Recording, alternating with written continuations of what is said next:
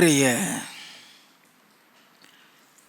தேவ செய்தியின் தலைப்பு தேவனுடைய அழைப்பிற்கும் தெரிந்து கொள்ளுதலுக்கும் விரோதமான பிசாசின் தந்திரங்கள் பாகம் 2. வெளிப்படுத்தின விசேஷம் 17வது அதிகாரம் 14வது வசனம். இவர்கள் ஆட்டுக்குட்டியானவருடனே யுத்தம் பண்ணுவார்கள். ஆட்டுக்குட்டியானவர் கர்த்தாதி கர்த்தரும் ராஜாதி ராஜாவுமாய் இருக்கிறபடியால் அவர்களை ஜெயிப்பார். அவரோடு கூட இருக்கிறவர்கள் அழைக்கப்பட்டவர்களும் தெரிந்து கொள்ளப்பட்டவர்களும் உண்மையுள்ளவர்களுமாய் இருக்கிறார்கள் என்றான். அவரோடு கூட இருக்கிறவர்கள் அழைக்கப்பட்டவர்களும் தெரிந்து கொள்ளப்பட்டவர்களும் உண்மையுள்ளவர்களுமாய் இருக்கிறார்கள். அப்ப அவரோடு கூட இருக்கிறவங்க இந்த 3 கேட்டகரியில் இருக்கும் பொழுது பிசாசு இந்த 3 கேட்டகரிக்கு விரோதமாக தான் போராடுவான். நல்லா தெரிந்து கொள்ள வேண்டும். அவனுடைய டார்கெட் உன் மீது வைத்திருக்கிற தரிசனம் நிறைவேறக்கூடாது என்பதல்ல. அவனுடைய டார்கெட் நீ பரலோகத்துக்குள்ள போயிடக்கூடாது என்பதற்காக. நல்லா கவனித்துக் கொள்ள வேண்டும். Many a times we are not aware of the cunningness of Satan. That's why unknowingly we are getting involved in his trap. அல்ல கவனிங்க. அநேக நேரங்களில் இது பிசாசின் தந்திரம்னே நமக்கு தெரியாது. நம்மளை அறியாமலே அவனுடைய வலையில போய் நம்ம சிக்கிடுவோம்.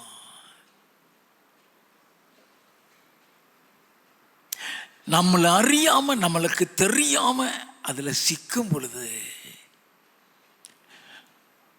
ஒரு நபரை அனுப்பி அதை செய்திராதபடி காத்துக்கிடுவார். நல்லா கவனிங்க.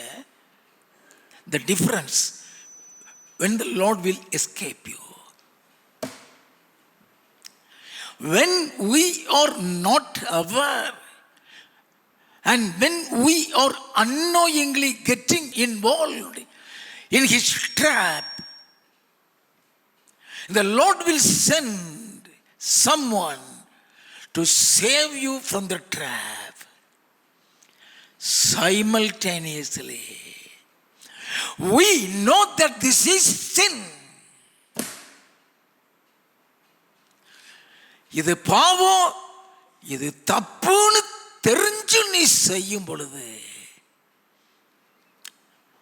ஆள் அனுப்ப மாட்டாரு. உன்னை அதில் உழ வச்சு பாடம் கற்பிப்பாரு.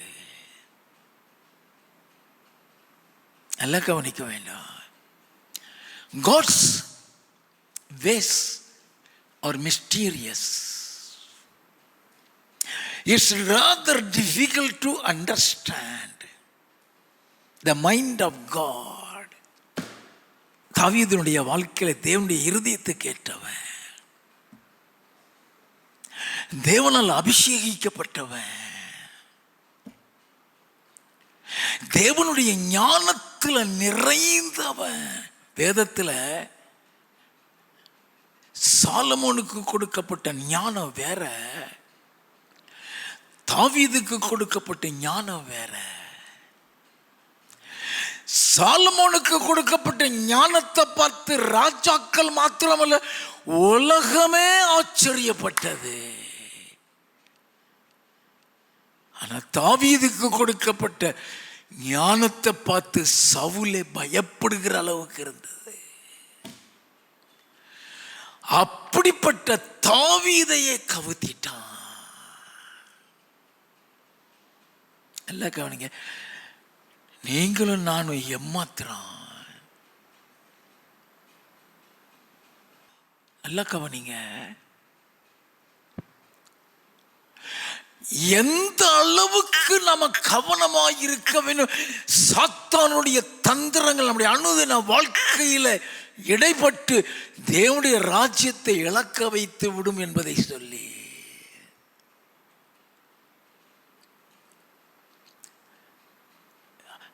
always we take things granted.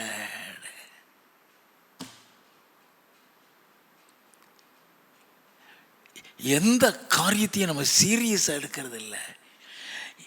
எதேச்சாதிகாரமாக விளையாட்டாக ஏனோ தானோன்னு எடுத்துக்கொள்கிறோம். அதுக்கு பேர் தான் ஆங்கிலத்தில் டேக்கிங் திங்ஸ் கிராண்டட்னு அர்த்தம். எல்லாம் கவனிக்க வேண்டும். We should be sharp,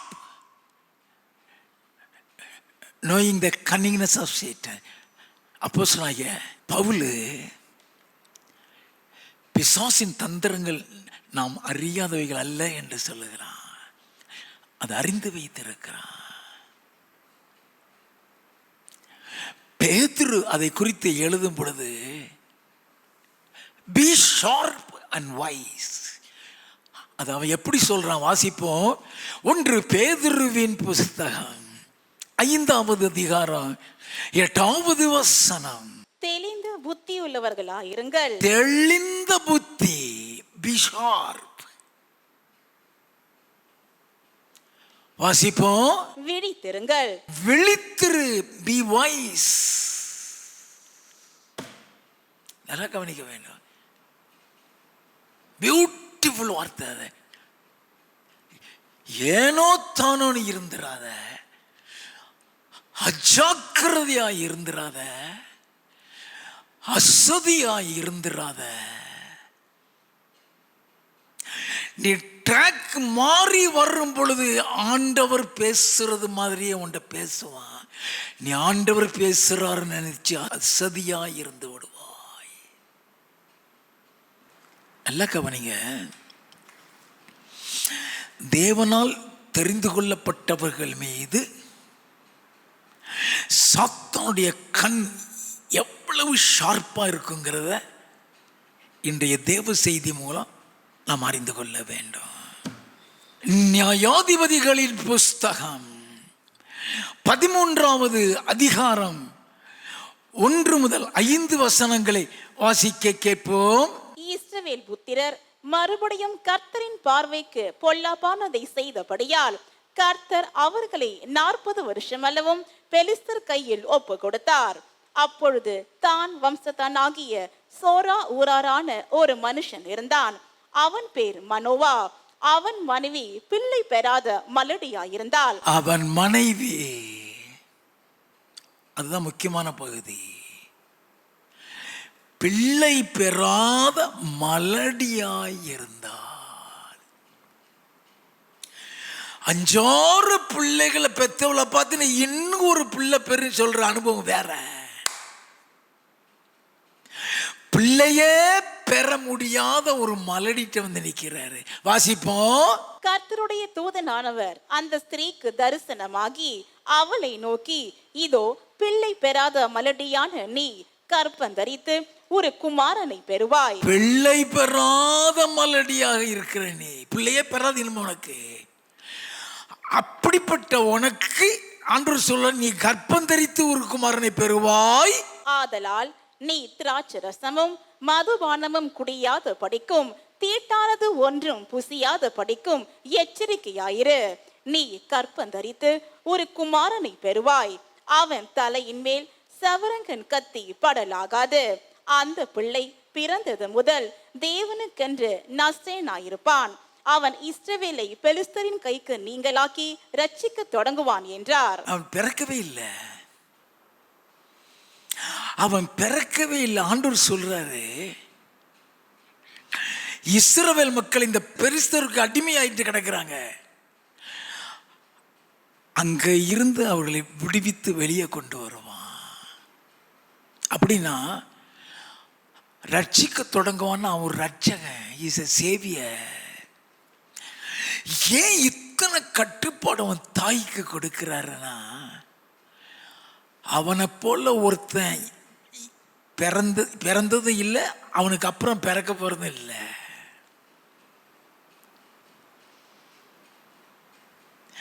A special person. When God choose someone special, எல்லாம் கவனிங்க, ஆண்டவர் உன்னை விசேஷித்த விதமா தெரிந்தெடுத்தா ஏகப்பட்ட கட்டளை இருக்கும். ஏகப்பட்ட கட்டளை இருக்கும். இல்லைன்னா நிறைய கட்டளை இருக்காது. It depends upon the selection of God. அவர் விசேஷித்தவன். அவன் மற்றவங்களை மாதிரி பெரிய ஆர்மியை கூட்டிட்டு போய் நிற்கிறவன் அல்ல, அல்லது கோலியாத்த மாதிரி பெலிஸ்தர்கள் அத்தனை பேரையும் கொண்டு வந்து நிறுத்திட்டு ஏவன் சண்டைக்கு வரான் வாங்கிறது மாதிரி இல்லை. தனிப்பட்ட ஒரு ஆளா 1000க்கும் மேலானவரை காலி பண்ணிடுவான். A special anointing, a special holiness, a special commandment. மற்றவங்களுக்கு உள்ளது மாதிரி இல்லை. நல்ல கவனிக்க வேண்டும். When God gives commandment, as long as you keep the commandment, you will be protected.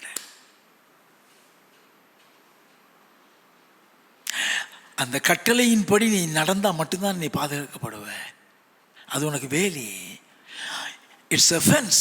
We don't know that commandment protects us. நமக்கு தெரியாது அந்த கட்டளை தான் நம்மளை பாதுகாத்துட்டு இருக்குங்கிறது நமக்கு தெரியாது. நல்ல கவனிங்க. அப்போ ஆண்டவருடைய காரியத்தை தெரியும். ஏகப்பட்ட கட்டளை அவனுக்கு. அவன் தாய் அவளை பாதுகாத்து கொள்ள வேண்டும். அவனை கற்பந்தரிக்க போகிற தாய்க்கே அத்தனை கட்டளைனா அவனுக்கு எத்தனை கட்டளை இருக்கும்? வேதம் சொல்லுகிறது, அவன் தலையின் மேல் சவரகன் கத்தி படவே சாகு வரைக்கும் படக்கூடாது.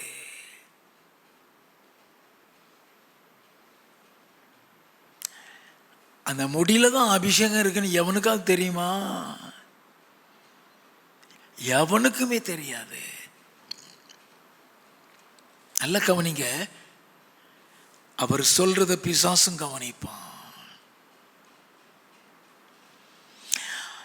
எதிலெல்லாம் அவன் கவனமா இருக்கணும் அதுக்கு விரோதமா செயல்படுவான். அவன் ஒரு ரட்சகன்.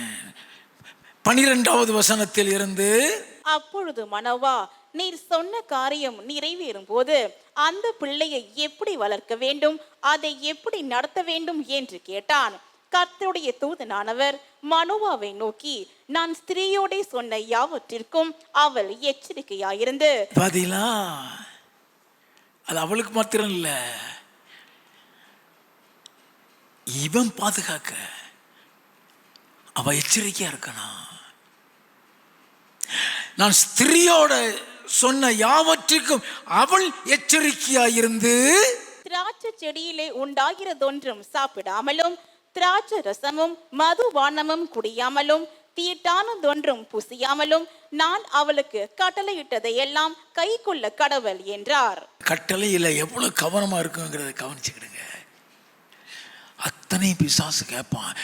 நமக்கு எதுல டிராப் வச்சிருக்கான் கண்டுலாம் பிடிக்க முடியாது.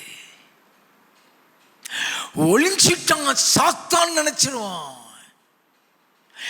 செத்துட்டான் பிசாசு நினைச்சிருவான், சாக மாட்டான்.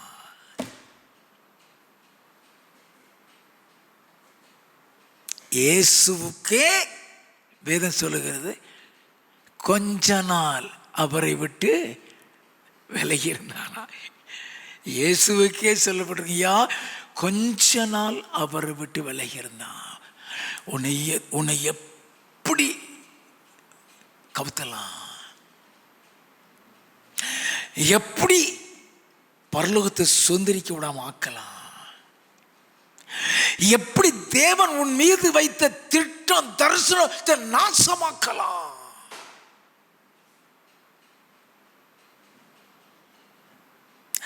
உன் தரிசனம் க்ளோஸ்னா நீ பரலோகத்துக்கு போகிறதும் க்ளோஸ். அவருடைய கட்டளைப்படி நடக்காம நீ எப்படி மேலே போக முடியும்? தரிசனங்கிறது கட்டளை. அவருடைய கட்டளையில் ஒன்றுதான் தரிசனத்தின் பாதை. ஏற்ற காலத்தில் தேவன் உன்னை உயர்த்தும்படி அவருடைய பலத்த கருத்துக்கள் அடங்கி இருக்கிறாரா, அது கட்டளை. நீ அடங்கி இருக்காம போயிட்டு நான் கட்டளை மீறிட்டேன்.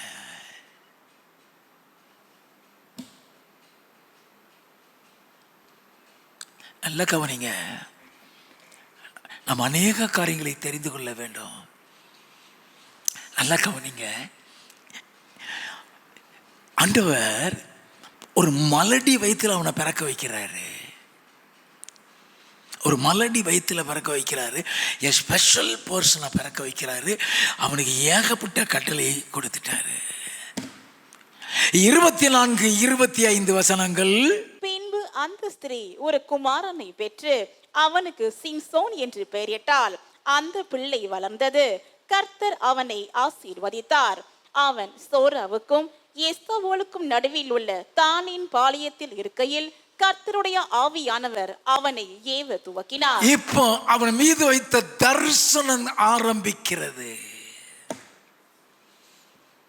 இப்போ கர்த்தர் அவனை வழிநடத்த ஆரம்பிக்கிறார். The spirit of the Lord leads him in the path of his vision. The process started.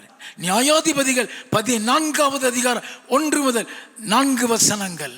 Samson திம்னாத்துக்கு போய் திம்னாத்திலே பெலிஸ்தரின் குமாரத்திகளில் ஒரு பெண்ணை கண்டு திரும்ப வந்து தன் தாயையும் தகப்பனையும் நோக்கி, திம்னாத்திலே பெலிஸ்தரின் குமாரத்திகளில் ஒரு பெண்ணை கண்டேன், அவளை எனக்கு கொல்ல வேண்டும் என்றான்.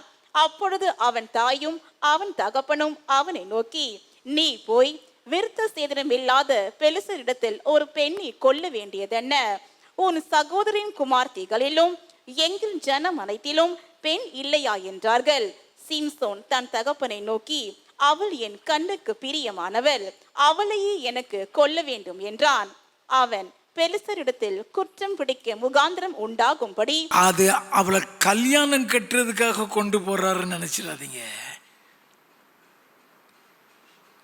பியூட்டிஃபுல்லா வேதம் சொல்லுது, வாசி. அவன் பெலிஸ்தரிடத்தில் குற்றம் பிடிக்க முகாந்திரம் உண்டாகும்படி, பெலிஸ்தரிடத்தில் குற்றம் கண்டுபிடிக்க முகாந்திரம் உண்டாகும்படிக்கு இது கர்த்தரின் செயல் என்று அவன் தாயும் தகப்பனும் அறியாதிருந்தார்கள். அப்ப அவன் அங்க போக வைக்கிறது யாரு? கர்த்தர். இந்த ரகசியம் சிம்சோனுக்கும் தெரியாது. இந்த ரகசியம் அவன் தாய் தகப்பனுக்கும் தெரியாது. இந்த ரகசியம் அதை வாசித்த நமக்கும் தெரியாது.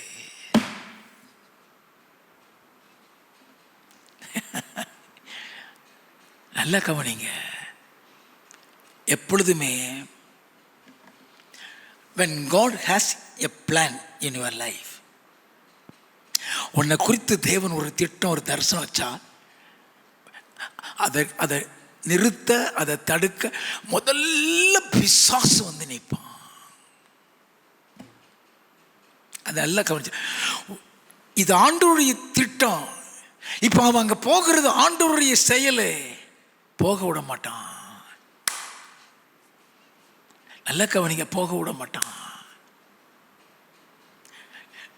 இவன் காதலிச்சு அதில் போய் சிக்கிறதா இருந்தா சாதாரணமாக விட்டுருவான், சாகட்டும்னு. இவனை வச்சு அங்கே நிறைய பேர் சாக வேண்டியது இருக்கு. நல்லா கவனிக்க வேண்டும். இது கர்த்தருடைய தரிசனத்தின்படி, தேவனுடைய திட்டத்தின்படி தேவ ஆவியானவர் அவனை கொண்டு செல்கிறார். அது யாருக்குமே தெரியாது. வாசிப்போம். அப்படியே சிம்சோனும் அவன் தாயும் தகப்பனும் திம்னாத்துக்கு போக புறப்பட்டார்கள். அவர்கள் திம்னாத் ஊர் திராட்சை தோட்டங்கள் மட்டும் வந்த போது, இதோ கெர்ச்சிக்கிற பாலு சிங்கம் ஒன்று அவனுக்கு எதிராக வந்தது. கெர்ச்சிக்கிற பாலு சிங்கம் எதுக்கு வந்துச்சு? அங்க போகக்கூடாது. அவனை காலி பண்றதுக்கு வருதுங்க. அது கர்த்தருடைய திட்டத்தில் போறான், அது ஆண்டவருடைய திட்டத்தில் போறான்.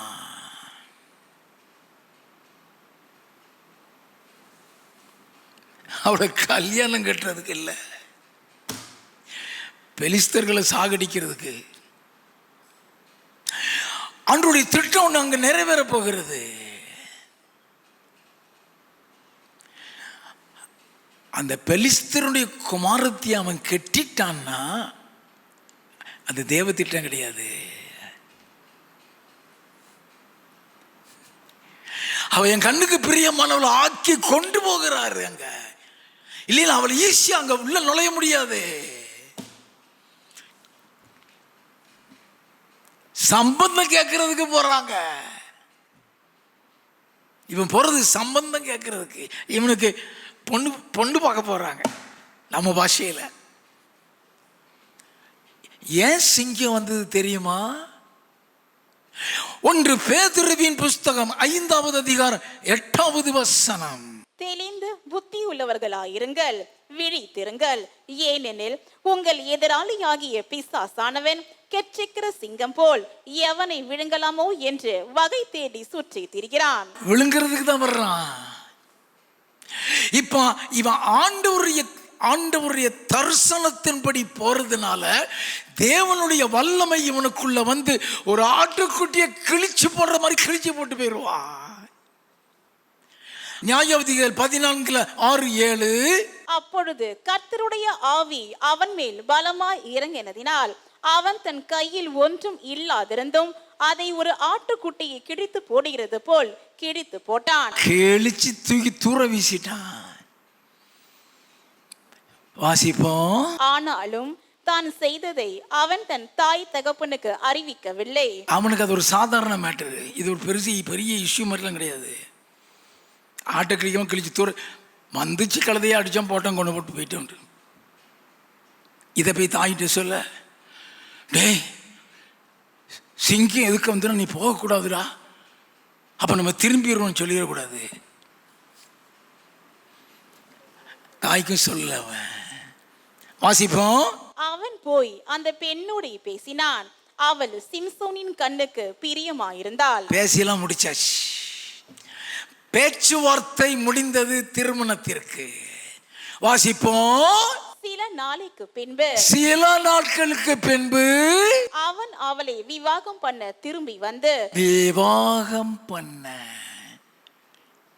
திரும்பி வந்து சிங்கத்தின் உடலை பார்க்கிறதற்கு வழி விலகி போனான். அடிச்சு கொன்னு போட்ட உடனே அந்த சிங்கம் இருக்கா அந்த இடத்துல, அது இல்லையா, அதை பார்க்கறதுக்கு தான் வர்றான். He never knew அது பிசாசினால் அனுப்பப்பட்டது. எப்படி சாத்தான் சர்ப்பம் வேஷத்துல வந்து ஏவாளை ஏமாத்தினானோ அதே மாதிரி இவன் சிங்கம் வேஷத்துல இங்க வந்தா அவன் சிங்கம் செத்துட்டு நினைச்சதை பார்க்க போறான். வாசிப்போம். இதோ சிங்கத்தின் உடலுக்குள்ளே தேனீ கூட்டமும் தேனும் இருந்தது. சிம்சோனுக்கு தேனுன்னா அவ்வளவு அல்லாதி ஆசை. அதை எங்க கொண்டு வைக்கிறான்? செத்து போன சிங்கம். அது என்னைக்கே செத்துச்சு. வேதத்தை எடுத்து வாசித்தீங்கன்னா அவன் சில நாளைக்கு அப்புறம் தான் வர்றான். சில நாளைக்கு பின்பு தான் வர்றான். அது வரைக்கும் அங்க செத்து கிடக்குது. அந்த கெட்டு போன அதனுடைய உடலுக்குள்ள போய் தேன் கூட வச்சிருக்கிறான். தீட்டானது ஒன்றும் புசியாத படிக்கும். நல்ல கவனிங்க. It's very very very very we should be sharp to know the cunningness of Satan. எதுல ட்ராப் போடுவான், எதுல வலை போடுவான், எதுல கவுத்துவான் தெரியாது. சாதாரணமா தள்ளிட்டு போயிடுவான். வாசிப்போம். அவன் அதை தன் கைகளில் எடுத்து சாப்பிட்டு கொண்டே நடந்து தன் தாய் தகப்பனிடத்தில் வந்து அவர்களுக்கும் கொடுத்தான். அவங்களும் எங்கேயோ மரத்துல தேன் கூட்டுல இருந்து எடுத்துக்கொண்டு அந்த மாதிரி கொடுத்துட்டான். சிங்கத்து உடல்ல இருந்து எடுத்ததுன்னு சொல்லவில்லை. வாசிப்போம். அவர்களும் சாப்பிட்டார்கள். ஆனாலும் தான் அந்த தேனை சிங்கத்தின் உடலிலே எடுத்ததை அவர்களுக்கு அறிவிக்கவில்லை. பாவத்தை மறைத்து விட்டான். அது பாவம். தேவனுடைய கட்டளைக்கு நீ மீறினாலே நீ பாவம் செய்த. ஆதாம் தன் பாவத்தை மறைச்சான். அதே மாதிரி இவன் பாவத்தை தாய் தகப்பனுக்கு மறைத்து விட்டான். சிங்கத்தை பார்க்கிறதற்கு வலி விலகி போனான். ட்ராக்கே மாறிடுச்சு. நல்ல கவனிங்க. எப்பொழுதுமே ஒரு காரியத்தில் பிசாசு ஜெயிச்சிட்டான்னா அதுக்கப்புறம் உன்னை எல்லா காரியத்திலும் ஜெயிச்சிருவான். அதனாலதான் பிசாசுக்கு இடம் கொடுக்காதீங்க. ஏன் வேதம் சொல், ஒரு காரியத்தில் பிசாசு ஜெயிச்சுட்டானா அது ஒரு சின்ன காரியம், அதுல ஜெயிச்சிட்டான பெரிய காரியத்துல காலி பண்ணிடுவான். சாதாரண இப்போ அதை சாப்பிட்டுட்டான். அந்த வீட்டுக்கு போகிறான், விடுகதையெல்லாம் விடுறான், அதெல்லாம் வேற கதை. இப்போ நம்ம அதெல்லாம் நமக்கு தேவையே கிடையாது. அங்க கோபத்தில் அங்கிருந்து பெறப்பட்டு வந்துடுவான். அவன் கோபத்தில் பெறப்பட்டு வந்தோடனே அந்த பிள்ளை இவன் பார்த்த பிள்ளையை வேற ஒருத்தருக்கு கட்டி கொடுத்துருவாங்க. அப்பன் சாப்டர் முடிஞ்சு போச்சு. அதற்காக அன்று கொண்டு போகலை. அதற்கப்புறம் திரும்பி வருவான். அந்த பிள்ளையும் அவன் தகப்பனையும் சுட்டுட்டாங்கன்னு சொன்ன உடனே நாஸ்டி ஆக்கிடுவான்.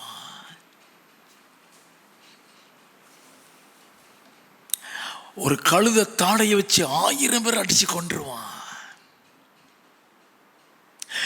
எதற்கு இது கர்த்தருடைய செயல் சொல்லப்பட்டது? எதற்கு இந்த காரியம்? பெலிஸ்தரிடத்தில் குற்றம் உண்டாகும், முகாந்திரம் உண்டாகும்படி இது கர்த்தருடைய செயல். பெலிஸ்தரையெல்லாம் காலம் கடிச்சிருவான். ஆனா அங்க ஒரு தீட்டானதை சாப்பிட்டுட்டானே. He was defiled. அடுத்த ட்ராப். நியாயாதிபதிகளின் புஸ்தகம் 16வது அதிகாரம் 1வது வசனம். பின்பு சிம்சோன் காசாவுக்கு போய் அங்கே ஒரு வேசியை கண்டு அவளிடத்தில் போனான். முடிஞ்சு போச்சு. 4வது வசனம். அதற்கு பின்பு அவன் சோரேக் ஆற்றங்கரையில் இருக்கிற தெலீலாள் என்னும் பெயருள்ள ஒரு ஸ்திரீயோட சிநேகமாயிருந்தான். அவளுடைய நச்சரிப்பு தாங்க முடியல. பெலிஸ்தர்கள் அவட்ட காசு கொடுத்து அவளை விபச்சாரி. அவளுக்கு தேவை பணம் தான். அவன் பலம் எதுல உண்டாச்சுன்னு கேளு கேளு கேளுன்னு அவளை போட்டு நச்சரிச்சு. எல்லாம் கவனிங்க. நடந்தது என்ன? 15வது வசனத்தில் இருந்து. அப்பொழுது அவள் அவனை பார்த்து, உன் இருதயம் என்னோடு ஏறாதிருக்க உன்னை சிநேகிக்கிறேன் என்று நீ எப்படி சொல்லுகிறாய்? நீ இந்த 3 விசையும் என்னை பரியாசம் பண்ணினாய் அல்லவா? உன்னுடைய மகாபலம் எதினாலே உண்டாயிருக்கிறது என்று எனக்கு சொல்லாமற் போனாயே என்று சொல்லி இப்படி அவனை தினம் தினம் தன் வார்த்தைகளினாலே நெருக்கி அலட்டி கொண்டிருக்கிறதினால் சாகத்தக்கதாய் அவன் ஆத்துமா விசனப்பட்டு சாகத்தக்கதாய் அவன் ஆத்மா விசனப்பட்டு தன் இருதயத்தை எல்லாம் அவளுக்கு வெளிப்படுத்தி சவரங்கன் கத்தி என் தலையின் மேல் படவில்லை. இது பெரிய ரகசியத்தை சொல்லி போட்டான். சவரகன் கத்தி என் தலையில படல. நான் என் தாயின் கற்பத்தில் பிறந்தது முதல் தேவனுக்கென்று நஸ்தேனானவன். என் தலை சிரைக்கப்பட்டால் என் பலம் எண்ணி விட்டு போம். அதனாலே நான் பலட்சியமாகி மற்ற எல்லா மனுஷரை போலும் ஆவேன் என்று அவளிடத்தில் சொன்னான். ஏன் உளர்னா? நல்ல கவனிங்க. நீ பரிசுத்தமாக இருக்க வரைக்கும் தான் ஏன் ஞானம் ஆப்ரேட் ஆகும். ஞானங்கிறதே பரிசுத்தமாக இருந்தாதான், நீ தேவனுக்கு பிரியமா நடந்தாதான். அபிஷேகத்தையெல்லாம் எடுத்துட மாட்டாரு, ஞானம் போயிடும். தாவீது ஞானத்தை தான் இழந்தான், ஞானம் போயிடும்.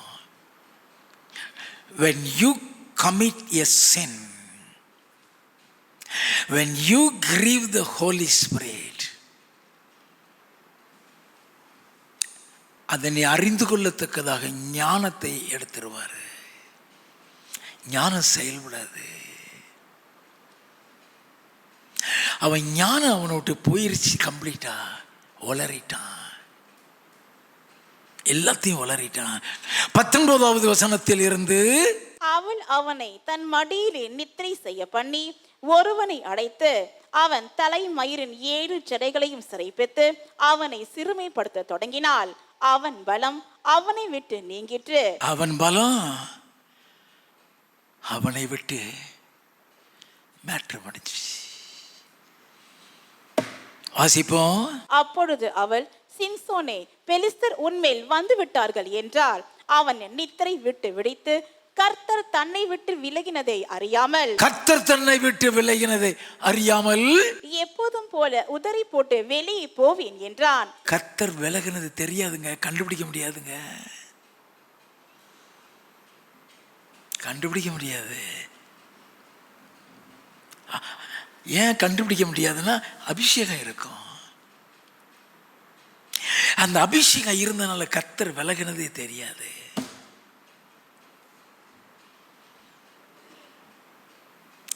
கர்த்தர் அவனை விட்டு விலகிட்டாரு. எப்போதும் போல நான் காலி பண்ணிடுவேன் போறான். வாசிப்போம். பெலிஸ்தர் அவனை பிடித்து அவன் கண்களை பிடுங்கி, கண்களை எத்தனை வேதனை யோசித்து பாருங்க. உயிரோடு அந்த கண்ணை பிடுங்குறான்னா எப்படி இருக்கு, எத்தனை வேதனைக்குள்ள போயிருப்பான்.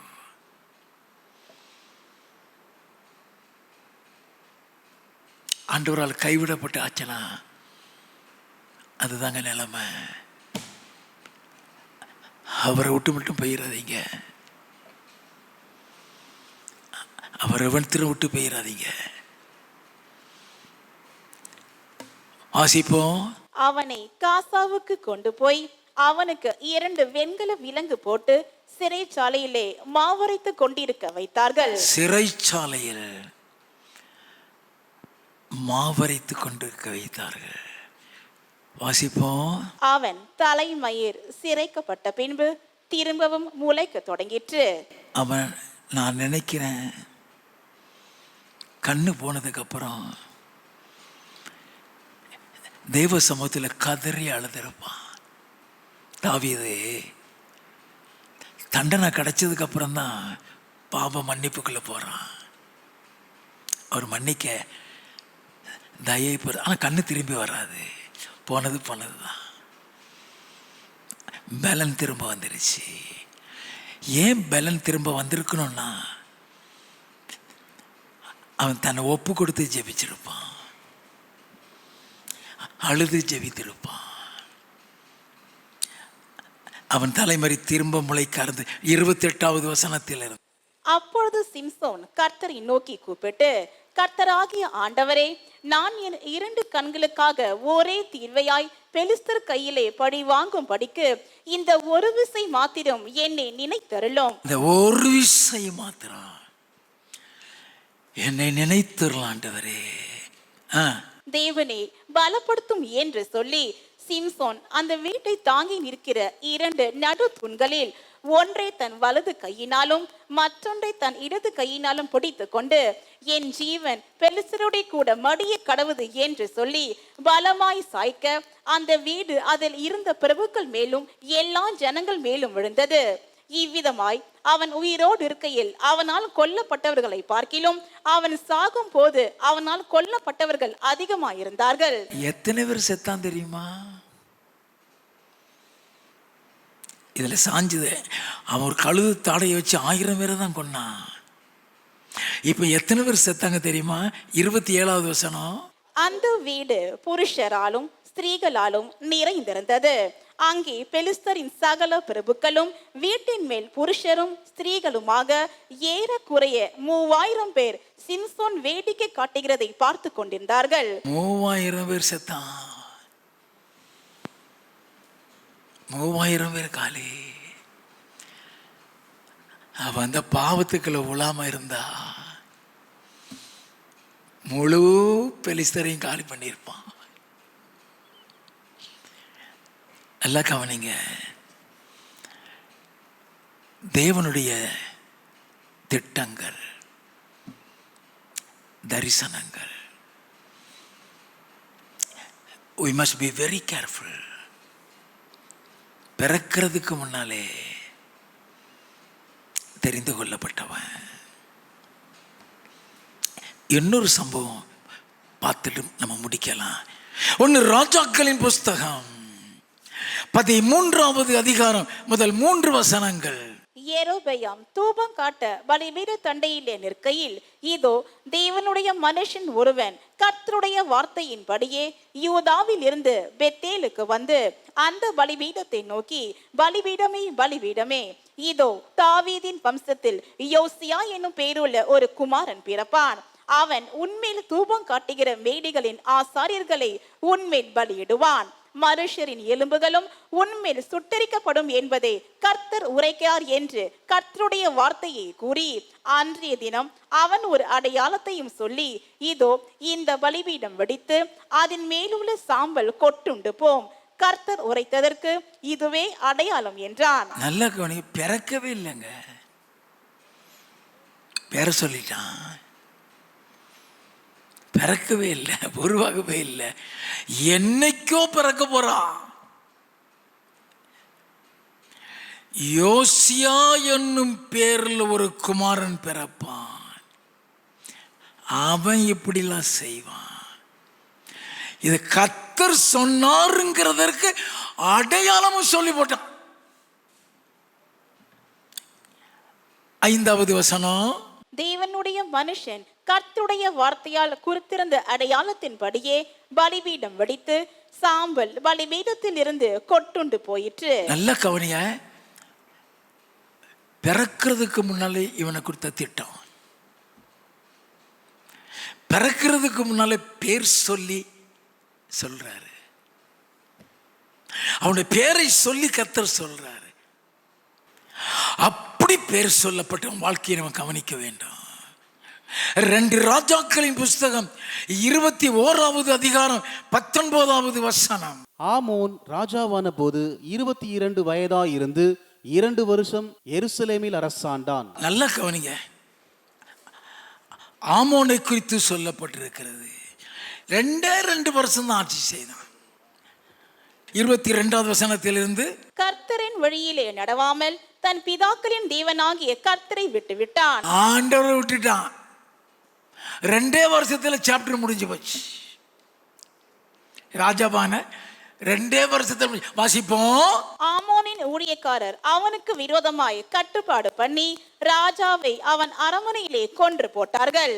அதனால் தேசத்து ஜனங்கள் ராஜாவாகிய ஆமோனுக்கு விரோதமாய் கட்டுப்பாடு பண்ணினவர்களை எல்லாம் வெட்டி போட்டு அவன் குமாரனாகிய யோசியாவை அவன் ஸ்தானத்தில் ராஜாவாக்கினார்கள். அன்னைக்கு ஆண்டவர் பேர் சொன்னாரே, யோசியா. அவன் ஸ்தானத்தில் யோசியாவை கொண்டு வந்துட்டாரு. எத்தனை வயசுல வந்தான் தெரியுமா? 22வது அதிகாரம் 1வது வசனம். யோசியா ராஜாவாகிற போது 8 வயதாயிருந்து 31 வருஷம் எருசலேமில் அரசாண்டான். 8 வயசுல ராஜாவாகிட்டாரு. ஏயும் தெரியாது, பியும் தெரியாது. ஏயும் தெரியாது, பியும் தெரியாது. 31 வருஷம் தான் அரசாட்சி செய்தான்னு சொன்னா, அவன் உயிரோடு இருந்தது 38 வருஷம்தான். நல்லா கவனிக்க வேண்டும். பேர் சொல்லி அழைக்கப்பட்டவன்.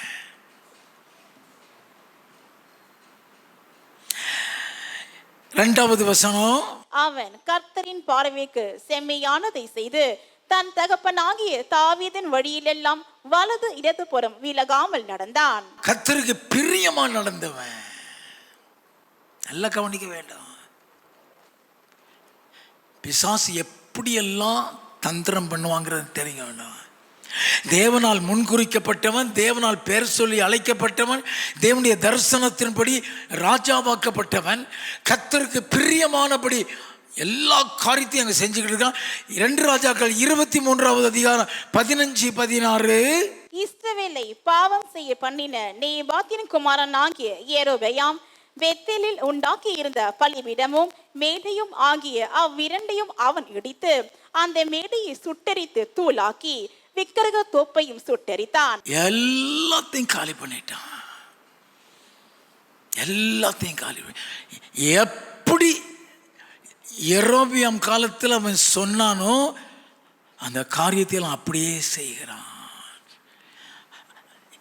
எல்லாவற்றையும் அப்படியே செய்கிறான். 24வது 25வது வசனம். ஆசாரியனாகிய இல்கியா கர்த்தருடைய ஆலயத்தில் கண்டெடுத்த புஸ்தகத்தில் எழுதி இருக்கிற நியாய பிரமாணத்தின் வார்த்தைகளை நிறைவேற்றும்படிக்கு யோசியா அஞ்சனக்காரரையும் குறி சொல்லுகிறவர்களையும் சுரூபங்களையும் நரகலான விக்கிரகங்களையும் யூதா தேசத்திலும் எருசலேமிலும் காணப்பட்ட எல்லா அருவருப்புகளையும் நிர்மூலமாக்கினான். எல்லாத்தையும் நிர்மூலமாக்கிட்டான். வாசிப்போம். கர்த்தரிடத்துக்கு தன் முழு இருதயத்தோடும், கர்த்தரிடத்திற்கு தன் முழு இருதயத்தோடும், தன் முழு ஆத்துமாவோடும், தன் முழு பலத்தோடும் மோசேயின் நியாய பிரமாணத்திற்கு ஏற்றபடியெல்லாம் செய்ய மனதை சாய்த்தான். அவனை போலொத்த ராஜா அவனுக்கு முன் இருந்ததும் இல்லை, அவனை போல ஒத்த ராஜா அவனுக்கு முன் இருந்ததும் இல்லை, அவனுக்கு பின் எழும்பினதும் இல்லை. அவனுக்கு பின்னால எழும்பினது இல்லை. அந்த தீர்க்கதரிசி 1 ராஜாக்கள் 13 ஒரு தீர்க்கதரிசி இவன் இப்படி செய்வான்னு சொன்னான் இல்லையா, அது அப்படியே செய்வான். 16வது வசனம் வாசிங்க.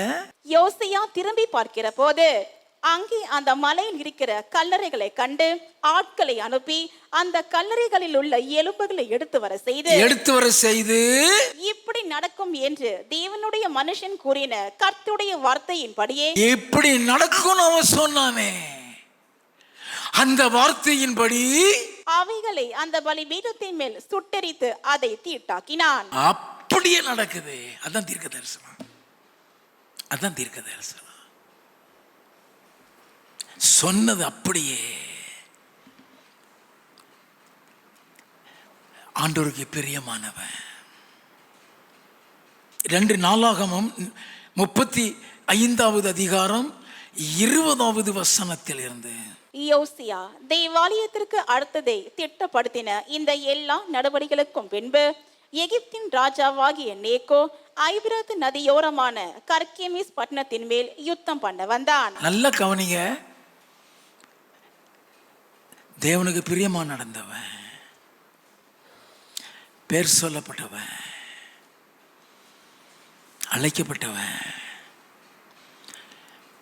வலது இடதுபுறம் விலகல. ஒரு காரியம் விலகல. அவனை போல் ஒத்த ராஜா அவனுக்கு முன்னாலே இல்லை, அவனுக்கு பின்னாலே இல்லை. அப்படின்னா ஞானம் இருக்கு. அது எவ்வளவு முக்கியம் தெரிஞ்சுக்கிடணும். வாசிப்போம். அப்பொழுது யோசியா அவனுக்கு விரோதமாய் யுத்தம் செய்ய புறப்பட்டான். அவன் இவனிடத்துக்கு ஸ்தானாதிபதிகளை அனுப்பி யூதாவின் ராஜாவே, எனக்கும் உமக்கும் என்ன? நான் இப்போது உமக்கு விரோதமாய் அல்ல, என்னோட யுத்தம் பண்ணுகிற ஒருவனுக்கு விரோதமாய் போகிறேன். நான் தீவிரிக்க வேண்டும் என்று தேவன் சொன்னார். நல்ல கவனிங்க. எவனோ எவன் கூடயே போறான். இவன் ஏன் போனா? ஞானம் இல்லை. உனக்கு ஞானம் போயிட்டுனா கர்த்தர் சொன்னாருன்னு சொன்னா கூட கேட்க மாட்டாங்க. அவன் சொல்றான், நான் தீவிரிக்க வேண்டும் என்று தேவன் சொன்னார். தேவன் என்னோடு இருக்கிறார், அவர் உம்மை அழிக்காத படிக்கு அவருக்கு எதிரை செய்வதை விட்டுவிடும் என்று சொல்ல சொன்னான். பியூட்டிஃபுல்லான வார்த்தை அது. அவர் உன்னை அழிக்காத படிக்கு அவருக்கு எதிரடை செய், நானா வர்றேன் நினைக்காத. என்ன அழகா சொல்ல தெரியுமா? வாசிப்போம்.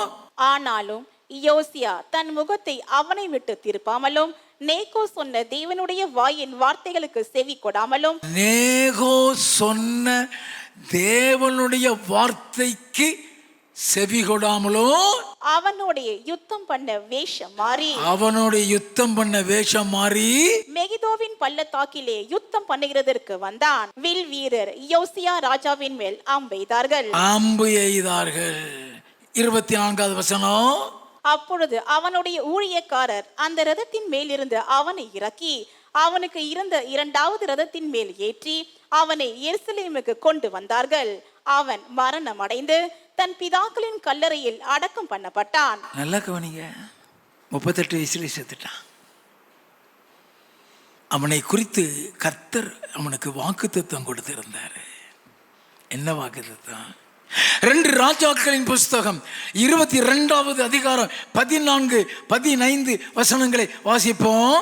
அப்பொழுது ஆசாரியன் ஆகிய இல்கியாவும் அகிகாமும் அக்போரும் சாப்பானும் அசாயாவும் அர்காசின் குமாரன் ஆகிய திக்வாவின் மகனான சல்லும் என்னும் வஸ்திரசாலை விசாரிப்புக்காரன் மனைவி ஆகிய உல்தால் என்னும் தீர்க்கதரிசியிடத்திற்கு போய் அவளோட பேசினார்கள். தீர்க்கதரிசி உல்தால்ட்ட அவன் அனுப்பி விடுறான், அவன்கிட்ட போய் பேசிட்டு பாப்பா.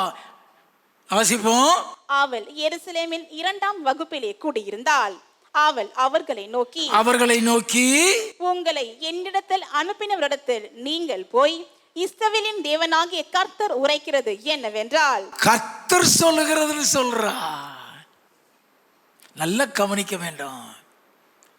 இந்த தீர்க்கதரிசி அவனுக்கு அங்க வரிசையா என்னெல்லாம் சொல்லிட்டு அவ சொல்லுகிற காரியம் 19, 20. நான் இந்த ஸ்தலத்திற்கும் அதன் குடிகளுக்கும் விரோதமாக அவர்கள் பாழும் சாபமும் ஆவார்கள் என்று சொன்னதை நீ கேட்டபோது உன் இருதயம் இலகி நீ கர்த்தருக்கு முன்பாக உன்னை தாழ்த்தி உன் வஸ்திரங்களை கிழித்து கொண்டு எனக்கு முன்பாக அழுதபடியினால் நானும் உன் விண்ணப்பங்களை கேட்டேன். ஆகையால் இதோ நான் உன்னை உன் பிதாக்கள் அண்டையிலே சேர்த்துக் கொள்ளுவேன். நீ சமாதானத்தோட உன் கல்லறையில் சேர்வாய். என்னது? சமாதானத்தோட உன் கல்லறையில சேருவ. ஆபிரகாமுக்கு இந்த வாக்குத்தத்தம் கொடுத்தாரு. நீ சமாதானத்தோட உன் பிதாக்கள் இடத்துல சேருவ. சமாதானத்தோடு சேர்ந்தானா? ஏன் நிறைவேறல? ஏன் 38 வயசுலயே பாதி வயசுல செத்தான்? ஏன் செத்தான்? எசேக்கியேல் தீர்க்கதரிசியின் புஸ்தகம் 18வது அதிகாரம் 24வது 26வது வசனங்களை வாசிப்போம். நீதிமான் தன் நீதியை விட்டு விலகி அநீதி செய்து துன்மார்க்கன் செய்கிற சகல அருவருப்புகளின் படியே செய்வானேயாகில் அவன் பிழைப்பானோ. என் ஆண்டவர் சொல்லுகிறார் ஐயா, நீதிமானை குறித்து சொல்லுகிறார். நல்லா கவனிக்க வேண்டும். நீதிமான் தன் நீதியை விட்டு விலகி அநீதி செய்து துன்மார்க்கன் செய்கிற சகல அருவருப்புகளின்படியும் செய்வானாகில் அவன் பிழைப்பானோ. அவன் செய்த அவனுடைய எல்லா நீதிகளும் நினைக்கப்படுவதில்லை. அவன் செய்த நீதிகள் நினைக்கப்படுவதில்லை. அவன் செய்த தன் துரோகத்திலேயும் அவன் செய்து தன் பாவத்திலேயும் சாவான். நடந்துதா? 26வது வசனம். நீதிமான் தன் நீதியை விட்டு விலகி அநீதி செய்து அதிலே செத்தால் அவன் செய்த தன் அநீதி நிமித்தம் அவன் சாவான். செத்தே போயிட்டான். நீ சமாதானத்தோடு போவான எத்தனையோ ஆண்டு இருக்கிறமே ஐயா. ஞானம் எவ்வளவு அவசியம், எவ்வளவு அவசியம். நல்ல கவனிங்க. when God has a plan in your life, when God has a vision in your life, the Lord will give you the vision according to the plan, according to the vision. Never lose the wisdom. The Lord will give you the wisdom. The Lord will give you the wisdom to fulfill His vision or plan in your life. அதை ஒரு நாளும் இழந்துடக்கூடாது. இப்போ எச்சரித்தார் இல்லையா, எச்சரித்தாரே தாவீதாவை எச்சரித்த உடனே சுதாரிச்சிட்டான். கர்த்தர் சொல்லி நான் போகிறேன், நீ கர்த்தருக்கு விரோதமாக வராத. அவன் கேட்கல. அவன் கேட்கலன்னு உடனே ஞானம் போயிடும்.